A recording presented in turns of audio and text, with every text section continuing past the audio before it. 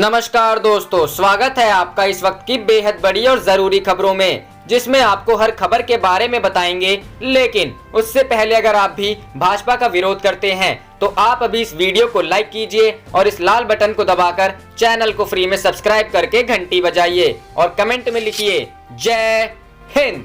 रुख करते हैं पहले खबर की तरफ। प्रयागराज, प्रधानमंत्री मोदी को काला झंडा दिखाने वाले 3 गिरफ्तार। जी हां दोस्तों, प्रधानमंत्री नरेंद्र मोदी के भाषण के दौरान कार्यक्रम स्थल के समीप काला झंडा दिखाने के आरोप में 3 लोगों को पुलिस ने गिरफ्तार किया। पुलिस अधीक्षक ब्रजेश श्रीवास्तव ने बताया कि मऊ आइमा निवासी मोहित यादव, कैंट थाना के राजापुर निवासी सौरभ यादव और जॉर्ज टाउन निवासी जयशंकर दर्शक दीर्घा में बैठे थे। प्रधानमंत्री के भाषण के दौरान उन्होंने खड़े होकर काला झंडा दिखाने का प्रयास किया, जिसका भारतीय जनता पार्टी कार्यकर्ताओं ने विरोध किया। रुख करते हैं अगली खबर की तरफ। एक्ट्रेस ने छोड़ी बीजेपी, कहा ऐसी पार्टी में नहीं रह सकती जिसमें अनुराग ठाकुर और कपिल मिश्रा जैसे नेता हों। जी हां दोस्तों, दिल्ली के उत्तर पूर्वी इलाके में सीएए प्रदर्शनों के बीच 2013 में भाजपा में शामिल हुई एक मशहूर एक्ट्रेस ने पार्टी छोड़ दी है। सुभद्रा मुखर्जी नाम की इस एक्ट्रेस ने कई फिल्मों और टीवी सीरियल्स जैसे बहू कोथा कोऊ, सुधारन में ये खिलाड़ी, रोमियो एंड जूलियट में काम किया है। उन्होंने अपने इस फैसले के बारे में कहा कि यह काफी इंतजार करने के बाद उठाया गया कदम है। मुखर्जी ने कहा, मैंने 2013 में बीजेपी ज्वाइन की थी और मुझे पार्टी के काम ने प्रभावित किया था, लेकिन पिछले कुछ सालों में मैंने गौर किया कि कुछ चीजें ठीक नहीं हो रही हैं। मैंने महसूस किया कि लोगों से धर्म के आधार पर घृणा करना और उनके लिए राय बनाना भाजपा की विचारधारा पर हावी हो रहा है। इस पर कई बार विचार करने के बाद मैंने पार्टी को छोड़ने का फैसला किया है। एक्ट्रेस ने कहा कि उन्होंने बंगाल बीजेपी के अध्यक्ष दिलीप घोष को अपना इस्तीफा भेज दिया है।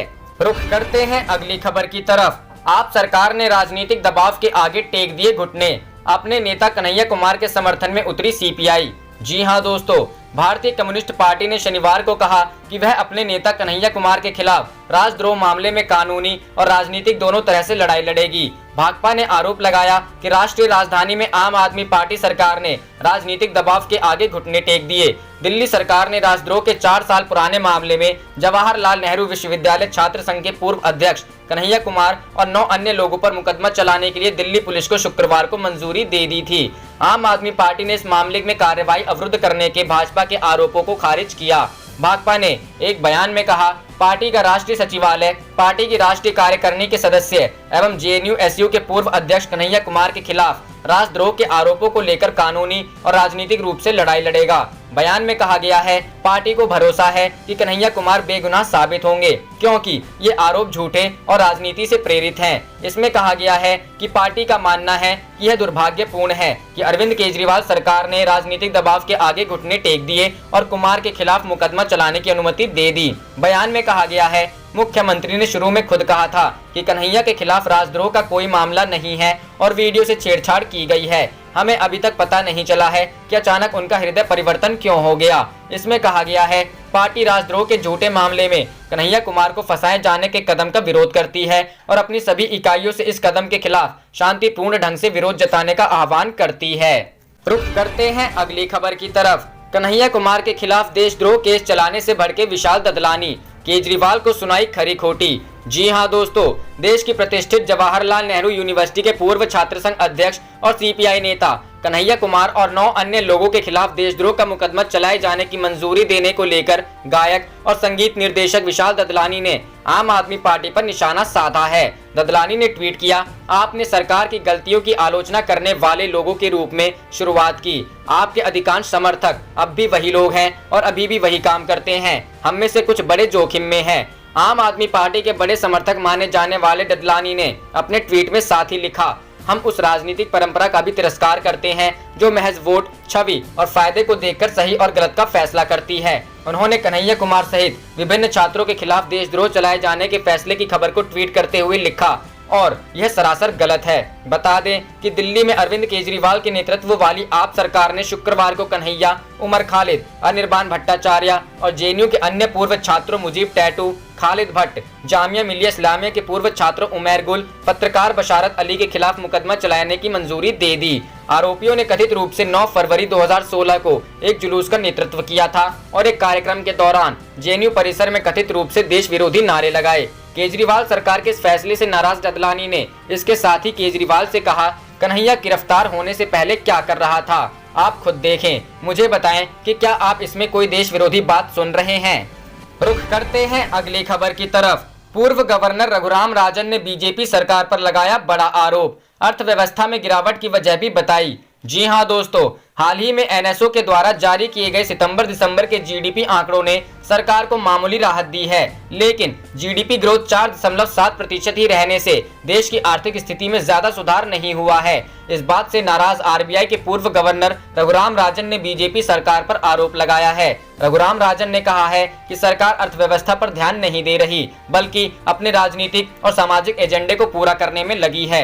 उन्होंने कहा कि अगर भारत की मौजूदा सरकार चाहे तो इस गिरी हुई अर्थव्यवस्था को फिर से रास्ते पर लाया जा सकता है, लेकिन सरकार राजनीति करने में लगी है, जिसके कारण अर्थव्यवस्था का इतना बुरा हाल है। रघुराम राजन ने कहा कि मोदी सरकार ने पिछला चुनाव जीतने के बाद से ही राजनीतिक एजेंडे पर ध्यान दिया है। साथ ही नोटबंदी और शराब तरीके से माल एवं सेवा कर को लागू करना भी भारतीय अर्थव्यवस्था के गिरने की प्रमुख वजह है। पिछले 3 तिमाही में जीडीपी के ग्रोथ रेट में गिरावट आई थी। 2018-19 के वित्तीय वर्ष की पहली तिमाही में ग्रोथ रेट 8% पर थी, जो लुढ़ककर दूसरी तिमाही में 7% पर आ गई थी। फिर तीसरी तिमाही में ये दर 6.6 और चौथी तिमाही में 5.8 पर आ गई थी। वहीं 2019-20 के वित्तीय वर्ष की पहली तिमाही में जीडीपी ग्रोथ रेट 5% पर आ गई थी, जो लुढ़ककर दूसरी तिमाही में 4.5% पर चली गई थी। अब तीसरी तिमाही में ये थोड़ी सी बढ़कर 4.7% पर आई है। रिजर्व बैंक ऑफ इंडिया ने अगले वित्तीय वर्ष में जीडीपी ग्रोथ रेट के 6% पर रहने का अनुमान लगाया है। वहीं भारत सरकार के आर्थिक सर्वे में अगले वित्तीय वर्ष में इसके 6 से 6.5% के बीच रहने का अनुमान लगाया गया है। रुख करते हैं अगली खबर की तरफ। 2022 चुनाव के लिए जुट जाएं सपा कार्यकर्ता, अखिलेश। जी हां दोस्तों, समाजवादी पार्टी के राष्ट्रीय अध्यक्ष अखिलेश यादव ने पार्टी के कार्यकर्ताओं को जनसंवाद एवं सघन जनसंपर्क अभियान में तेजी लाने के निर्देश दिए हैं। पार्टी की तरफ से जारी लिखित बयान में कहा गया है कि समाजवादी पार्टी शीघ्र ही धरना प्रदर्शन के अलावा साइकिल यात्राएं शुरू करेगी। समाजवादी पार्टी एक तरफ भाजपा सरकार की उत्पीड़नकारी नीतियों का पर्दाफाश करेगी, तो दूसरी तरफ समाजवादी सरकार की उपलब्धियों को भी जन जन तक पहुंचाएगी। अखिलेश यादव ने अपने लिखित बयान में कहा है कि किसानों की बेदहाली, नौजवानों में बेरोजगारी बढ़ती जा रही है। प्रदेश में चारों तरफ असंतोष और आक्रोश का वातावरण है। प्रदेश सरकार और केंद्र सरकार को फिक्र नहीं है। अखिलेश के निर्देश पर पार्टी के कार्यकर्ता अब हर माह की 22 तारीख को तहसील स्तर पर जन समस्याओं को लेकर धरना देंगे। 23 मार्च 2020 को प्रत्येक जनपद में साइकिल चलाने का भी कार्यक्रम होगा। समाजवादी पार्टी की तरफ से लिखित में जारी बयान के आखिर में कहा गया है कि पार्टी के राष्ट्रीय अध्यक्ष अखिलेश यादव ने कार्यकर्ताओं से एकजुट होकर 2022 में होने वाले विधानसभा चुनावों की तैयारी करने को कहा है। समाजवादी पार्टी समाज के सभी वर्गों को साथ लेकर अपनी चुनावी रणनीति बनाएगी। नौजवानों की इसमें विशेष भूमिका होगी। अब धरना प्रदर्शन और साइकिल यात्राओं से कार्यकर्ताओं में नया उत्साह एवं ऊर्जा आएगी और पार्टी का संगठन मजबूत होगा। उन्होंने कहा कि जनता सरकार से पूरी तरह परेशान है, जनता बदलाव चाहती है। सपा अध्यक्ष ने कहा कि सरकार जनता की आवाज को दबाना चाहती है। कार्यकर्ता भाजपा सरकार की उत्पीड़नकारी नीतियों का पर्दाफाश कर जनता के बीच में उजागर करें। रुख करते हैं अगली खबर की तरफ। जांच के लिए बनी एसआईटी के दोनों डीसीपी सवालों के घेरे में, लगे हैं ये गंभीर आरोप। जी हां दोस्तों, दिल्ली की जांच के गठित क्राइम ब्रांच की स्पेशल इन्वेस्टिगेशन टीम को जो डीसीपी हेड कर रहे हैं, वो खुद सवालों के घेरे में आ गए हैं। पिछले दिनों राष्ट्रीय राजधानी में हुई घटनाओं में दोनों ही डीसीपी जॉय तिर्की और राजेश देव पर गंभीर आरोप लगे थे। शाहीन बाग में सीएए को लेकर चल रहे विरोध प्रदर्शन के दौरान चलाने वाले युवक कपिल बैसला को डीसीपी राजेश देव ने आम आदमी पार्टी का सदस्य बताया था। चूंकि उस वक्त दिल्ली चुनाव सिर पर था, इसलिए आप क्राइम ब्रांच के इस खुलासे से आग बबूला हो गई थी। आपकी शिकायत पर चुनाव आयोग ने डीसीपी राजेश देव को कोई भी संवेदनशील पोस्टिंग न दिए जाने का आदेश जारी कर दिया। दूसरे डीसीपी जॉय तिर्की ने जेएनयू हिंसा में आरोपियों के फोटो रिलीज कर कहा कि ये वाम दलों से संबंधित है। उनमें एबीवीपी से जुड़ा कोई नाम नहीं था। हालांकि उन्होंने एबीवीपी को क्लीन चिट नहीं दी थी, लेकिन जॉय तिर्की की जांच पर विपक्ष और सिविल सोसाइटी के सदस्यों ने जमकर सवाल उठाए। अब दिल्ली की जांच की जिम्मेदारी भी इन्हीं दोनों अफसरों को मिली है। वकील प्रशांत भूषण, योगेंद्र यादव और आप सांसद संजय सिंह के अलावा कई दूसरे लोग भी एसआईटी के गठन पर सवाल खड़े कर रहे हैं। प्रशांत भूषण ने अपने ट्वीट में लिखा कि जो पुलिस अफसर दिल्ली की जांच करेंगे वे ही जामिया और जेएनयू मामले की जांच कर रहे हैं। चुनाव आयोग ने डीसीपी राजेश देव को सख्त टिप्पणी के साथ दिल्ली विधानसभा चुनाव से दूर कर दिया था। अब उसी डीसीपी को दिल्ली की जांच के गठित एसआईटी का हेड बनाया गया है।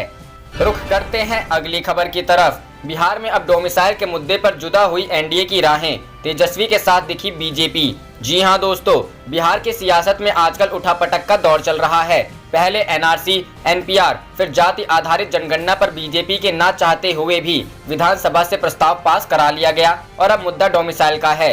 शुक्रवार को विधानसभा में आरजेडी ने इस मुद्दे को उठाया, जिस पर सत्ता पक्ष बटा दिखा। बीजेपी इस मुद्दे पर आरजेडी के साथ खड़ी दिखी, तो वहीं जेडीयू इस मुद्दे पर असमंजस में है और खुलकर कुछ भी बोलने से बच रही है। पिछले कुछ दिनों से नेता प्रतिपक्ष तेजस्वी यादव हर मंच से बिहार में डोमिसाइल लागू करने की मांग कर रहे हैं। तेजस्वी की ये गूंज विधानसभा में ही दिखी, जहां उनके साथ राजद विधायक भोला यादव ने विधानसभा की कार्यवाही के दौरान ये मांग उठाई। भोला यादव ने सदन में शून्यकाल के दौरान कहा कि बिहार के पड़ोसी राज्यों में भी डोमिसाइल लागू है, ऐसे में बिहार में इसे लागू करने में क्या परेशानी है। डोमिसाइल नहीं लागू होने के कारण जो नौकरियों में लाभ बिहार के युवाओं को मिलना चाहिए, वो लाभ दूसरे राज्य के लोग उठा रहे हैं। महागठबंधन के दूसरे दल भी तेजस्वी की हाँ में हाँ मिलाते दिखे। हम के राष्ट्रीय अध्यक्ष जीतन राम मांझी ने भी इसे जरूरी बताते हुए सरकार से इसे जल्द लागू करने की मांग की। रुख करते हैं अगली खबर की तरफ। कन्हैया बोले, राजद्रोह का केस चलाने की मंजूरी के लिए शुक्रिया केजरीवाल सरकार, सत्यमेव जयते। जी हां दोस्तों, जवाहरलाल नेहरू यूनिवर्सिटी के पूर्व छात्र संघ अध्यक्ष कन्हैया कुमार ने अपने खिलाफ राजद्रोह का केस चलाने की मंजूरी मिलने के बाद प्रतिक्रिया दी है। उन्होंने अपने खिलाफ राजद्रोह का केस चलाने की मंजूरी देने के लिए दिल्ली की केजरीवाल सरकार को शुक्रिया कहा है। साथ ही मामले की सुनवाई फास्ट ट्रैक कोर्ट में कराने की मांग की है। सीपीआई नेता कन्हैया कुमार ने ट्वीट किया, राजद्रोह केस में फास्ट ट्रैक कोर्ट और त्वरित कार्रवाई की जरूरत इसलिए है ताकि देश को पता चल सके कि कैसे राजद्रोह कानून का दुरुपयोग इस पूरे मामले में राजनीतिक लाभ और लोगों को उनके बुनियादी मसलों से भटकाने के लिए किया गया है। सीपीआई नेता कन्हैया कुमार ने आगे कहा, दिल्ली सरकार को राजद्रोह केस चलाने की परमिशन देने के लिए धन्यवाद। दिल्ली पुलिस और सरकारी वकीलों से आग्रह है कि इस केस को अब गंभीरता से लिया जाए, फास्ट ट्रैक कोर्ट में स्पीडी ट्रायल हो और कानून की अदालत में न्याय सुनिश्चित किया जाए। सत्यमेव जयते। कन्हैया कुमार ने कहा कि पहली बार मुकदमे में चार्जशीट तब दाखिल की गई थी जब मैं चुनाव लड़ने वाला था और अब फिर से बिहार में चुनाव होने वाले हैं। बिहार में एनडीए की सरकार है, जहां बीजेपी है और उस सरकार ने एनआरसी, एनपीआर के खिलाफ विधानसभा में एक प्रस्ताव पारित किया है। कन्हैया कुमार ने कहा कि इस मामले को राजनीतिक फायदे के लिए लटकाया गया था। रुख करते हैं अगली खबर की तरफ। कन्हैया के समर्थन में चिदम्बरम, कहा दिल्ली सरकार को भी राजद्रोह कानून की समझ नहीं। जी हां दोस्तों, दिल्ली की अरविंद केजरीवाल सरकार ने जवाहरलाल नेहरू विश्वविद्यालय के छात्र संघ के पूर्व अध्यक्ष कन्हैया कुमार पर राजद्रोह का केस चलाने की मंजूरी दे दी है।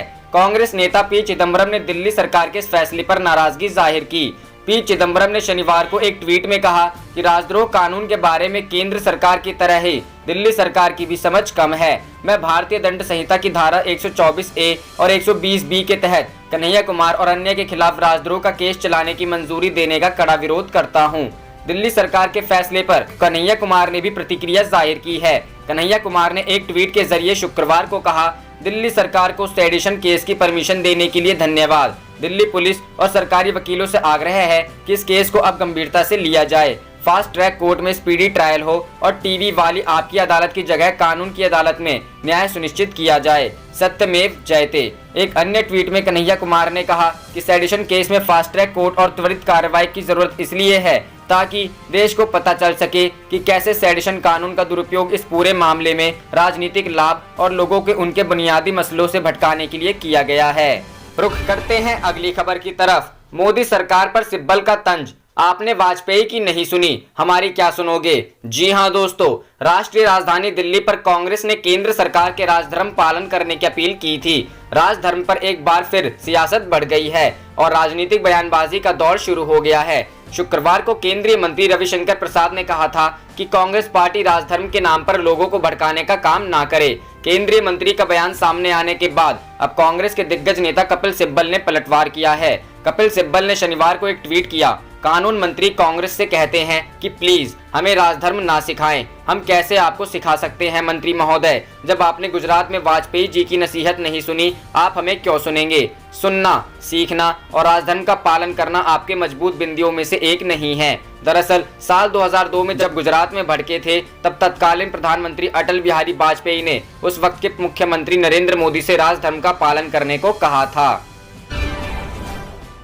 आप देख रहे थे आपका अपना चैनल जय हिंद जय भारत।